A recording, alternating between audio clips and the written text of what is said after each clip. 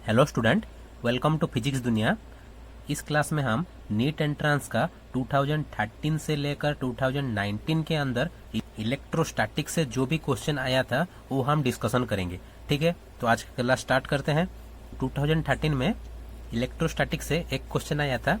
Question है, एक figure दिया है, ABC are 3 points in an uniform electric field. ये एक यूनिफॉर्म इलेक्ट्रिक फील्ड है and ABC are 3 point. The electric potential is, electric potential कहाँ पे मैक्सिमम होगा वो निकालना था। ठीक है, तो ये कैसा करेंगे हमको पता है electric field is negative gradient of potential. इसका मतलब क्या है electric field moves along the direction where potential decreases. ठीक है, दैट मीन्स इस डायरेक्शन में पोटेंशियल इज डिक्रीजिंग। ओके, तो बी में पोटेंशियल मैक्सिमम होगा।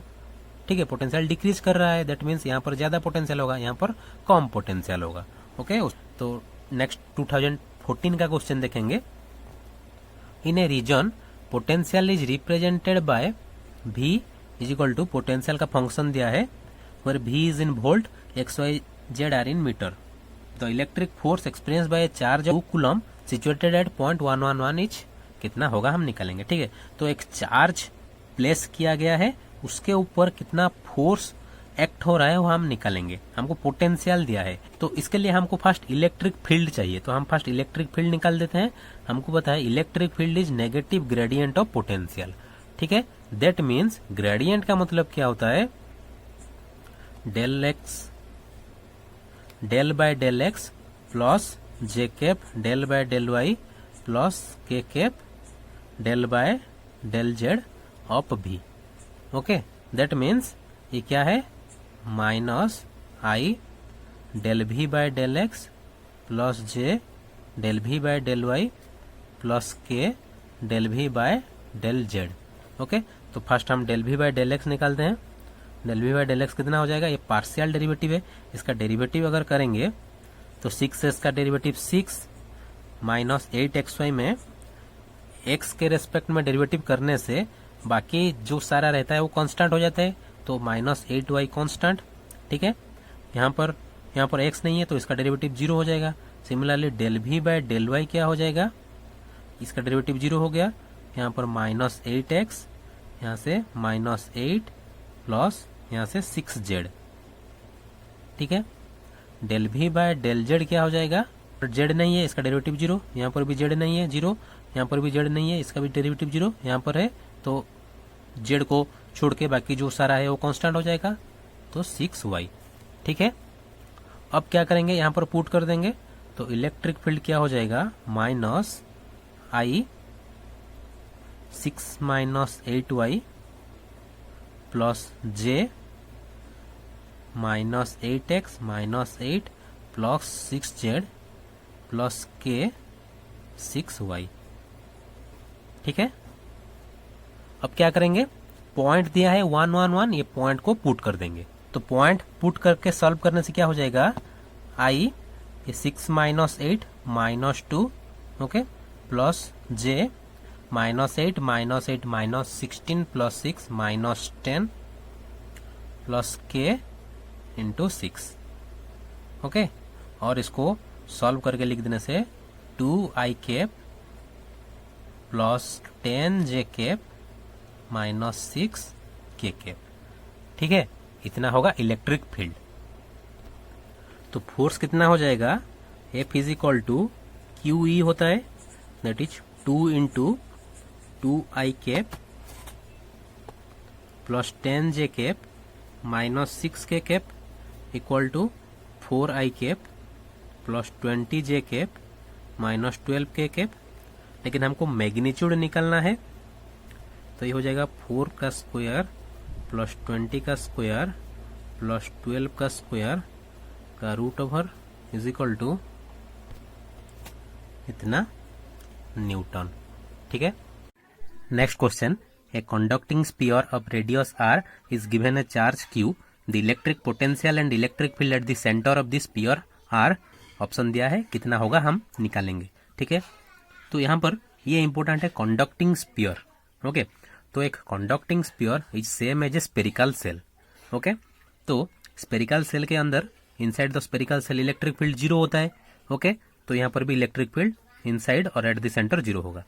And potential is same as at the surface of the sphere. Okay, surface में जितना potential रहेगा इनसाइड भी उतना रहता है, दैट इज 1/4πε0 Q/r। ओके, ये कंडक्टिंग स्फीयर दिया है इसलिए होगा। अगर नॉन कंडक्टिंग स्फीयर दिया हो, इंसुलेटिंग स्फीयर दिया होता तो ये केस नहीं होता। ठीक है, इलेक्ट्रिक फील्ड इतना नहीं होता। ओके, तो ऑप्शन बी करेक्ट होगा। Next question, two thin dielectric slabs of dielectric constant K1 and K2 are inserted between the plate of a parallel plate capacitor. एक पैरेलल प्लेट कैपेसिटर था, इसके अंदर दो डाइलेक्ट्रिक हम इंसर्ट किए हैं, जिसका कि dielectric constant K1 and K2 है and K1 less than K2 है। ठीक है, तो हमको क्या निकालना है, with increase in distance the variation of electric field निकालना है। उसका 4 ठो ग्राफ दिया है, कौन सा करेक्ट होगा हमको निकालना है। The variation of electric field between the plates with distance is measured from plate P is correctly shown by, ये 4 ठो ग्राफ दिया है, कौन सा करेक्ट है हमको निकालना है। ठीक है, तो हमको पता है inside the plate of a parallel plate capacitor electric field क्या होता है, सिग्मा बाय एप्सिलॉन नॉट। ठीक है, ये होता है विदाउट डाइलेक्ट्रिक। ठीक है, अगर एक डाइलेक्ट्रिक हम इंसर्ट करते हैं तो इलेक्ट्रिक फील्ड क्या होता है, सिग्मा बाय के एप्सिलॉन नॉट। ठीक है, विथ डाइलेक्ट्रिक। ओके, तो डाइलेक्ट्रिक इंसर्ट करने से इलेक्ट्रिक फील्ड डिक्रीज हो जाता है, एंड डाइलेक्ट्रिक अगर ज्यादा है तो इलेक्ट्रिक फील्ड और डिक्रीज हो जाएगा। ओके, तो ये जो फिगर था, ठीक है, जहां पे भी फ्री स्पेस है वहां पर इलेक्ट्रिक फील्ड कांस्टेंट रहेगा। ओके, तो फर्स्ट ग्राफ को लेते हैं, इतना दूर तक फ्री स्पेस था। ठीक है, फिर एक डाइलेक्ट्रिक इंसर्ट किए हैं, वो क्या होगा बाद में देखेंगे। फिर फ्री स्पेस है तो इसके साथ सेम इलेक्ट्रिक फील्ड है। ठीक है, फिर डाइलेक्ट्रिक इंसर्ट किए हैं, फिर फ्री स्पेस है तो सेम है। ओके, तो फ्री स्पेस के लिए ये ग्राफ करेक्ट है। ठीक है, यहां पर देखते हैं, यहां पर भी सेम है फ्री स्पेस में। ठीक है, ये लेते हैं, यहां पर भी फ्री स्पेस के लिए सेम है, यहां पर भी फ्री स्पेस के लिए सेम है। तो चारों ग्राफ में फ्री स्पेस के लिए variation of electric field with distance same है। अब देखते हैं डाइलेक्ट्रिक इंसर्ट करने से क्या होता है। तो हम अभी देखें फॉर्मूला से, डाइलेक्ट्रिक इंसर्ट करने से इलेक्ट्रिक फील्ड डिक्रीज हो जाता है, लेकिन यहाँ पर इंक्रीज हो गया है तो ये ग्राफ नहीं हो सकता है। ओके, यहाँ पर डिक्रीज हुआ है, ठीक है, लेकिन और एक डाइलेक्ट्रिक के लिए इंक्रीज हो गया है तो ये ग्राफ भी नहीं हो सकता है। अब ये देखते हैं, एक डाइलेक्ट्रिक इंसर्ट करने से डिक्रीज हुआ है, ठीक है, K1 के लिए। ओके, नेक्स्ट K2 जब इंसर्ट किए हैं हम, K2 K1 से ज्यादा है, गिवन है K1 is less than K2। ठीक है, तो डाइलेक्ट्रिक कांस्टेंट इंक्रीज हो रहा है तो इलेक्ट्रिक फील्ड और डिक्रीज होगा, तो यहाँ पर और डिक्रीज हो गया है। ठीक है, तो ये ग्राफ करेक्ट होगा। यहाँ पर 0 हो गया है इलेक्ट्रिक फील्ड, डाइलेक्ट्रिक इंसर्ट करने से 0 नहीं होता है। ठीक है, तो ये ग्राफ करेक्ट होगा। नेक्स्ट 2015 का देखेंगे। First question, if potential in a region is expressed as V is equal to, एक फंक्शन दिया है, इलेक्ट्रिक फील्ड निकालना है। ठीक है, ऐसा एक टाइप क्वेश्चन हम किए हैं, 2014 में आया था। तो ये एक बहुत इंपॉर्टेंट क्वेश्चन है, हर साल ये इसके ऊपर क्वेश्चन आ रहा है। ओके, तो डायरेक्टली हम इलेक्ट्रिक फील्ड निकालेंगे। Electric field is equal to minus gradient of potential, that is minus I cap del V by del x plus J cap del V by del y plus k cap del V by del z. Okay, तो first del V by del x निकालते हैं, इस यहां से हो जाएगा 6y। ठीक है, यहाँ पर x नहीं है 0, इस यहाँ पर भी x नहीं है 0। Del V by del Y क्या हो जाएगा 6x माइनस 1, यहाँ से plus 2z। Okay, now del V by del z क्या हो जाएगा, यहाँ पर z नहीं है तो इसका डेरिवेटिव 0, यहाँ पर भी z नहीं है, डेरिवेटिव 0, यहाँ पर z है तो बाकी जो है वो हो जाएगा डेरिवेटिव उसका 2y। तो अब पुट कर देंगे, E is equal to minus I cap 6y plus J cap 6x minus 1 plus 2z plus k cap 2y। Okay, अब पॉइंट पुट कर देंगे 1 1 0, तो ये हो जाएगा 6i plus 6 minus 1 5 j cap, ठीक है। z 0 पुट कर देने से ये कैंसिल हो गया, प्लस 2k कैप, ठीक है। तो ऑप्शन क्या हो जाएगा 6i cap plus 5j cap plus 2k cap minus, तो ये हो जाएगा correct answer. Next question, A parallel plate AR capacitor has capacity C, distance of separation between the plate is D, the potential difference is V, force of attraction between the plate of the capacitor is, कितना होगा निकालेंगे, ठीक है। तो एक parallel plate capacitor है, okay, and distance of separation between them is D, ठीक है। लेट यहाँ पर चार्ज Q है प्लस Q, यहाँ पर चार्ज माइनस Q है, ओके। तो फर्स्ट इसके लिए इलेक्ट्रिक फील्ड कितना होगा, electric field due to a plane sheet, तो क्या हो जाएगा electric field is equal to क्या होता है सिग्मा बाय 2 इप्सिलॉन नॉट, ठीक है, और sigma is equal to Q by A, ठीक है। तो इतना इलेक्ट्रिक फील्ड ये प्रोड्यूस कर रहा है, तो इसका इलेक्ट्रिक फील्ड में इतना चार्ज प्लेस है, ठीक है। तो force is equal to QE, okay, तो Q into Q by 2A epsilon naught is equal to Q square by 2A epsilon naught, okay. Now Q is equal to CV, तो F क्या हो जाएगा C square V square by 2A epsilon naught. लेकिन answer इसी term में नहीं दिया है, तो हमको थोड़ा चेंज करना पड़ेगा। इसको हम ऐसा लिख सकते हैं C into C V square by 2A epsilon not, ठीक है। C के जगह हम लिख सकते हैं epsilon naught A by D into C V square by 2A epsilon naught. अब एप्सिलॉन नॉट कैंसिल हो जाएगा, A भी कैंसिल हो जाएगा, बचेगा क्या सी V square bye 2D, okay. तो ऑप्शन 1 इज करेक्ट। तो 2015 में 2 क्वेश्चन आया था, अब 2016 का क्वेश्चन देखेंगे। क्वेश्चन 1, एक पैरेलल प्लेट कैपेसिटर है, इसके अंदर 4 ठो डाइलेक्ट्रिक इंसर्ट किया गया है एज सोन इन फिगर, ठीक है। The dielectric constant R K1 K2 K3 K4, ठीक है। अगर ये सारा डाइलेक्ट्रिक को रिमूव करके एक सिंगल डाइलेक्ट्रिक हम इंसर्ट करेंगे, देन कैपेसिटेंस सेम होगा। तो हमको उस डाइलेक्ट्रिक का डाइलेक्ट्रिक कांस्टेंट कितना होगा पता करना है, ओके। तो यहां पर 4 ठो कैपेसिटर है, ठीक है। तो फर्स्ट हम उसका कैपेसिटेंस निकाल देते हैं। C1 कितना हो जाएगा epsilon naught A by 3 by D by 2, ठीक है, इंटू K1, डाइलेक्ट्रिक कांस्टेंट है इसीलिए, नहीं तो epsilon naught A by D होता है। तो ये हो जाएगा 2 K1 epsilon naught A by 3D, okay. Similarly C2 कितना हो जाएगा 2 by 3 K2 epsilon naught A by D, okay. C3 क्या हो जाएगा 2 by 3 K3 epsilon naught A by D, okay. Now C4 क्या हो जाएगा K4 epsilon naught A by D by 2, okay. तो ये हो जाएगा 2 K4 epsilon naught A by D, ठीक है।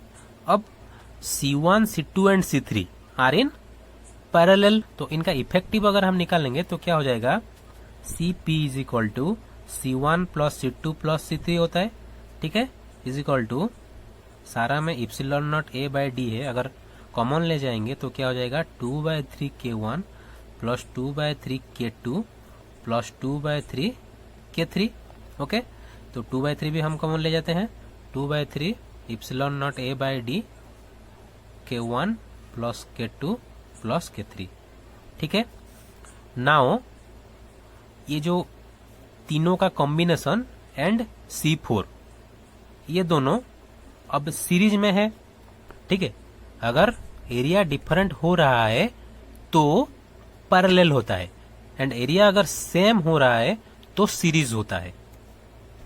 तो जो सीपी हुआ, सीपी का एरिया एंड C4 का एरिया सेम है, तो ये दोनों अब सीरीज में है। तो हम सीरीज का फॉर्मूला यूज करेंगे, 1/CS is equal to 1/C4 plus 1/CP equal to 1/2K4 epsilon naught A/D plus इसको ये हो जाएगा 3/2 epsilon naught A/D K1 plus K2 plus K3। ठीक है, तो ये जो CS आया, अब CS नेट कैपेसिटेंस है। तो क्वेश्चन में बोला है अगर उस सारा डाइलेक्ट्रिक को रिमूव करके हम एक डाइलेक्ट्रिक इंसर्ट करते हैं with dielectric constant K, then CS कितना हो जाएगा, net capacitance epsilon naught K epsilon naught A/D।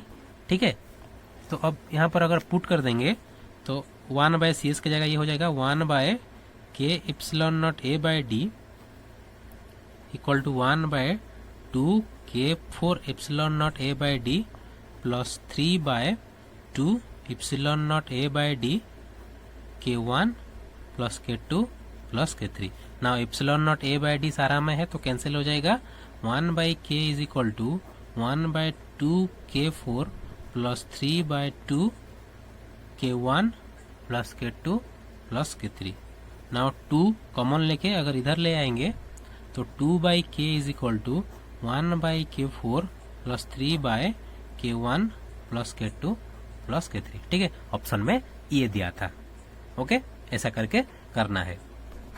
Next question, an electric dipole is placed at an angle of 30 degree with electric field intensity 2 × 10⁵ Newton per coulomb. Electric field intensity दिया है 2 × 10⁵ Newton per coulomb. Okay, and angle दिया है 30 degree. It experience a torque tau is equal to 4 newton metre.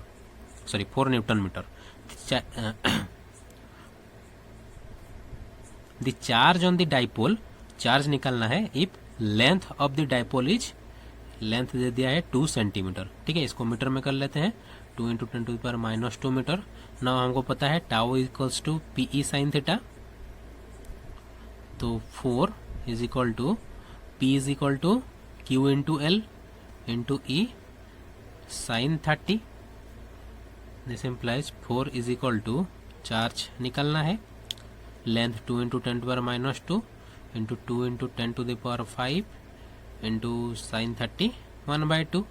Okay, तो एक 2 cancel हो जाएगा। Q is equal to 4/2 × 10⁻³ equals to 2 × 10⁻³ और 2 मिली coulomb, ये हो जाएगा आंसर। नेक्स्ट 2017 का क्वेश्चन करेंगे। A capacitor is charged by a battery. The battery is removed and another identical uncharged capacitor is connected in parallel. The total electrostatic energy of the resulting system क्या होगा, हम निकालेंगे। ठीक है, तो एक कैपेसिटर था,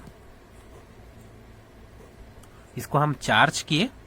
ठीक है, लेट इसकी कैपेसिटेंस C1 एंड इसको चार्ज किए हम V1 पोटेंशियल तक चार्ज किए। ठीक है, तो यहाँ पर जो चार्ज स्टोर होगा कितना हो जाएगा, C1 V1। आफ्टर चार्जिंग हम क्या किए, इसको डिस्कनेक्ट करके और एक कैपेसिटर के साथ हम कनेक्ट कर दिए, ऑन चार्ज कैपेसिटर। तो फर्स्ट केस में एनर्जी कितना स्टोर होगा, E1 equals to half C1 V1 square.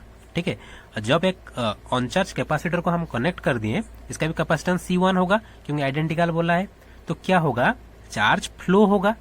ठीक है, कब तक फ्लो होगा, जब पोटेंशियल ये दोनों का सेम हो जाएगा तब तक फ्लो होगा। ठीक है, तो कॉमन पोटेंशियल हम कैसा निकालते हैं, C1 V1 plus C2 V2 divide by C1 plus C2। Okay, तो V2 इज 0 क्योंकि ऑन चार्ज दिया है, तो ये हो जाएगा C1 V1 divide by C1 plus C1 2C1 equals to V1/2। अब यहाँ पर भी पोटेंशियल V1/2, यहाँ पर भी V1/2 है, तो एनर्जी कितना स्टोर हो जाएगा, half total capacitance C1 plus C1 into V1/2 का square. Okay, equals to half 2C1 V1 square by 4। 2 cancel हो जाएगा, u2 कितना हो जाएगा 1/4 c1 v1 स्क्वायर, ठीक है, that is 1/2 into 1/2 c1 v1 square equals to 1/2 u1 decreases by factor 2। Okay, ये होगा आंसर। नेक्स्ट क्वेश्चन, ये 4 ठो डायग्राम दिया है and a positive charge move from A to B in each diagram. यहां से यहां तक हम एक पॉजिटिव चार्ज को मूव किए, तो क्या होगा, वर्क डन किसमें ज्यादा होगा, किसमें कम होगा, किस सेम होगा, हम निकालेंगे, ठीक है। तो ये चारों इक्विपोटेंशियल सरफेस दिया है। ओके, दैट मीन्स यहां से यहां तक एक चार्ज को मूव करने से पोटेंशियल डिफरेंस यहां पर कितना होगा 30 वोल्ट, यहां पर भी 30 वोल्ट, 10 यहां पर 40 तो 30 वोल्ट, यहां पर भी 30 वोल्ट, यहां पर भी 30 वोल्ट। तो पोटेंशियल डिफरेंस ये चारों केस में सेम है, पोटेंशियल डिफरेंस सेम है, that means work done also same होगा। In all cases work done is same. तो इसका रीजन क्या होगा लिख लेते हैं। हमको पता है W is equal to Q into VAB, H VAB is same in all cases, potential difference is same, so work done is same in all cases. Okay. Next 2018 का देखेंगे। First question, electrostatic force between metal plates of an isolated parallel plate capacitor having a charge Q, area A etch, क्या होगा हम निकालेंगे। तो first हम force निकाल लेते हैं। हम एक क्वेश्चन ऐसा भी किए थे। तो ये एक पैरेलल प्लेट कैपेसिटर है, उसके बीच डिस्टेंस D है, ठीक है। तो इसके लिए जो इलेक्ट्रिक फील्ड प्रोड्यूस होगा वो क्या हो जाएगा, सिग्मा बाय 2 एप्सिलॉन नॉट और Q by A 2 epsilon naught. Okay, now ये दिस इलेक्ट्रिक फील्ड के लिए एक फोर्स एक्सपीरियंस होगा, F is equal to QE, that means Q square by 2A epsilon naught. Okay, now Q equal to CB, तो C square B square by 2A epsilon naught. F is equal to C is equal to epsilon naught A by D square B square by 2A epsilon naught. Okay, तो epsilon not square एक cancel हो जाएगा, B square bye 2D square, ठीक है। तो F is inversely proportional to square of distance between the plates, ये option होगा, inversely proportional to the distance between the plates. Next question देखेंगे। An electron falls from rest through a vertical distance h in a uniform and vertically upward directed electric field। ठीक है, एक vertically upward electric field था, उसमें एक electron fall हुआ through a height h, ठीक है, एंड इलेक्ट्रॉन रेस्ट से फॉल हुआ, दैट इज उसका इनिशियल वेलोसिटी 0 था।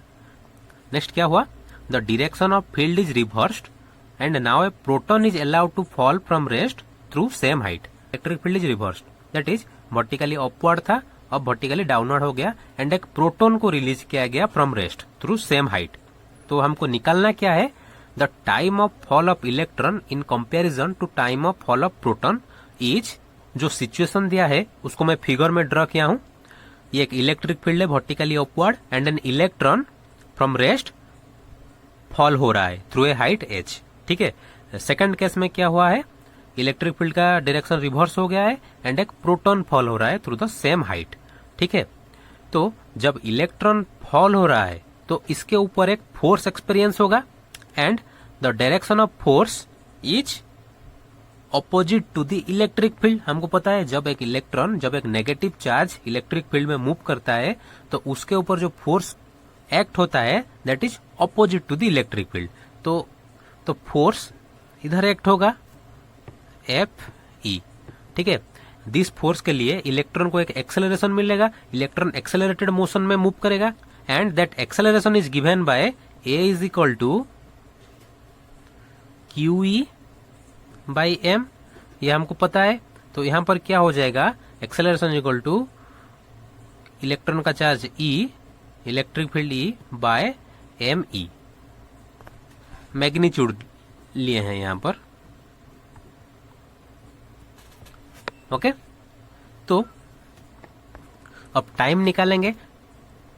टाइम कितना होगा हमको पता है, S is equal to UT plus half AT square, ये रिलेशन यूज करेंगे क्योंकि हमको डिस्प्लेसमेंट पता है एंड एक्सेलरेशन पता है, टाइम निकालना है, ठीक है। तो U0 फ्रॉम रेस्ट फॉल हुआ है, that is H is equal to half इसको ए ई ले जाते हैं, a e t e square.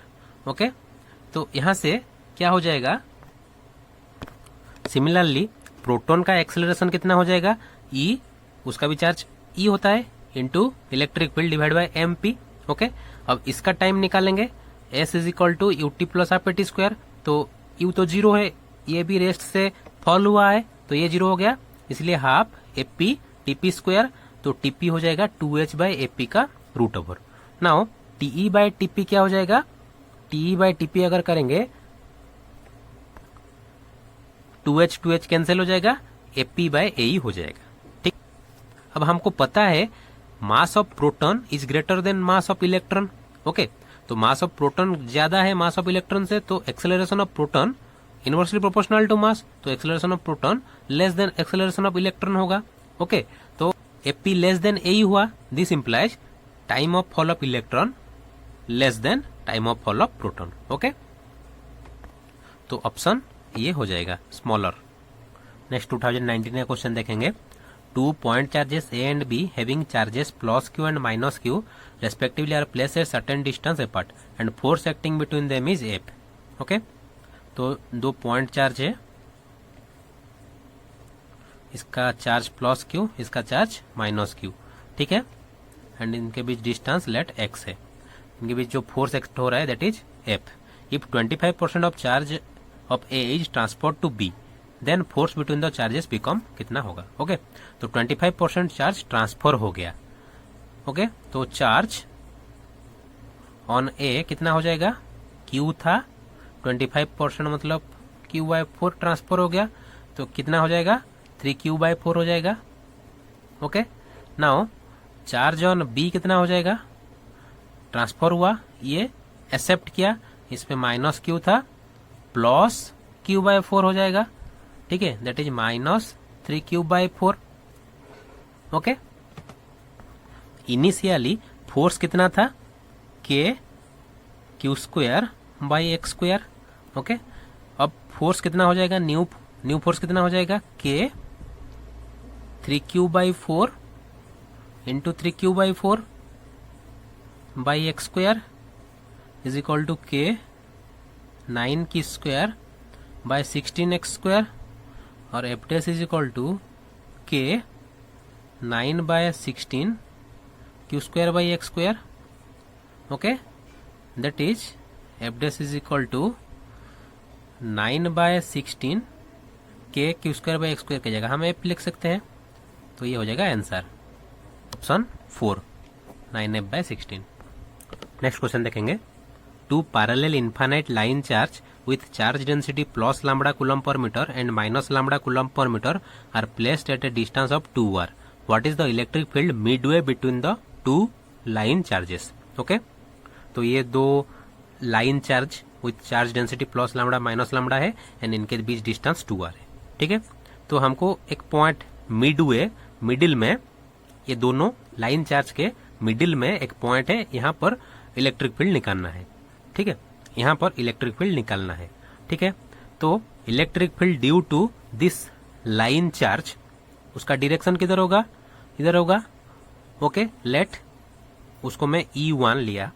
ठीक है, तो उसका फॉर्मूला क्या होगा, हमको पता है lambda by 2 pi epsilon naught r। ठीक है, ये डिस्टेंस r है। ओके, टोटल 2r है, तो ये उसका हाफ r हो जाएगा।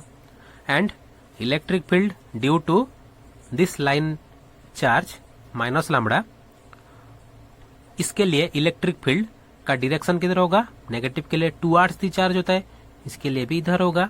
ठीक है, ये E1, ये E2, एंड उसका मैग्नीट्यूड कितना होगा, lambda by 2 pi epsilon naught r, वही होगा। ओके, अब नेट इलेक्ट्रिक फील्ड कितना हो जाएगा, E इज इक्वल टू, ये सब मैं मैग्नीट्यूड के हिसाब से लिख रहा हूं। ठीक है, E is equal to E1 plus E2, क्योंकि सेम डायरेक्शन में एक्ट हो रहा है, ऐड हो जाएंगे, is equal to lambda by 2 pi epsilon naught r plus lambda by 2 pi epsilon naught r, तो इतना हो जाएगा lambda by pi epsilon naught r newton per coulomb. First option correct होगा। ओके, तो आज के लिए इतना ही। क्लास में हम और एक टॉपिक का नीट में जो जो क्वेश्चन आया था वो सारा डिस्कशन करेंगे। इसका क्लास अच्छा लगा तो वीडियो को लाइक करना, शेयर करना एंड चैनल में अगर नया देख रहे हो तो चैनल को सब्सक्राइब करना। Thank you for watching.